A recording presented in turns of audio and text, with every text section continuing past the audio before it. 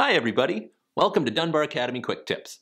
I'm Jamie Dunbar, and today's quick tip is about how you can get your dog to listen to and obey your commands whenever you really need them to.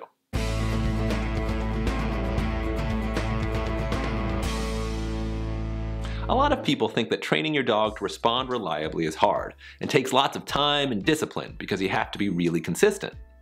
After all, if you ask your dog to do something and they don't do it, and you don't follow up, they will quickly learn that they don't need to listen to you if they don't feel like it. Most of the time, that's actually fine. Most of the commands we give our dogs are really more like suggestions. They can do it if they feel like it, but it's not a big deal if they don't want to. It would be unrealistic to expect our dogs to always be at attention, ready to listen and immediately comply to our every command. But there certainly are lots of occasions where we want our instructions to be obeyed immediately.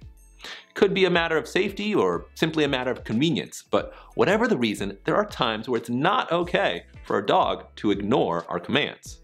So the question is, how do you get your dog to listen to you when you really need them to? An easy way to achieve this is by using two names for your dog, where the two names indicate how important it is that they listen and comply. Let's say you have a dog named Fido. When you're just hanging out around the house and you kind of want him to sit, you'd say, "Fido, sit." If he sits, great, praise him and maybe even give him a reward if he does a particularly good job. But if he doesn't sit, that's fine too. Occasionally though, when you're prepared to do some training, if necessary, try using his formal name instead. Mr. Fido Dunbar, sit. If he doesn't sit immediately, you need to follow up, repeating his formal name and the command, giving a hand signal and keeping at it until he sits. You might need to get out a food lure or a favorite toy to get his attention, or you might need to remove some distractions or simply wait him out. What you shouldn't do is get angry or belligerent. Just be persistent and don't give up. When he finally sits, praise him, but don't reward him. Release him from the sit and then ask him to sit again immediately. Now that he's just practiced sitting, it's much more likely that he will sit immediately after a single request, at which point you can reward him handsomely. Your dog will quickly learn that when you give a Mr. Fido command, you will follow up, and if you have to repeat the command, he will have to repeat the exercise until he sits on the first command. Now, you'll want to practice using his formal name in some scenarios where it seems like you might not be able to follow up. Lie down on the couch in front of the TV and try using his formal name, or pretend to be talking on the phone, or pick up a stack of boxes, or sit on the toilet. Just pretend to do something that would usually prevent you from following up, then try using his formal name to ask him to do something. If he doesn't listen, follow up immediately. If you keep this up for a few days, he will learn that when you use his formal name, he might as well pay attention and comply immediately, because he won't be able to do anything else until he does what you ask, because you always follow up when you use his formal name.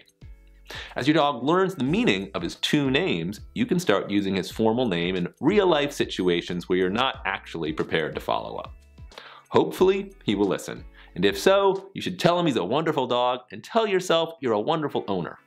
If he doesn't listen, try to recreate that same situation later, when you do have time to follow up, and practice it. The beauty of this system is it means you and your dog can relax most of the time. You can let things slide without compromising your dog's reliability, which you can easily summon at any time just by using a different name. So, to review. First, the best way to increase your dog's reliability is to let them know when they really need to listen and when they don't. Second, you can communicate this information to your dog by using two distinct names for your dog. Third, if you use your dog's formal name, you must be ready to follow up. Fourth, you'll want to proof their formal name by using it in situations where your dog might think you won't be able to follow up. Thanks for watching Dunbar Academy Quick Tips. I am Jamie Dunbar, and we will see you next time. Thanks for watching this video. If you'd like to learn more, make sure to visit dunbaracademy.com and check out our selection of free dog training and behavior courses. If you'd like to watch more Dunbar Academy YouTube videos, click here or here. And if you want to watch new videos as we post them, don't forget to subscribe and ring the bell for notification.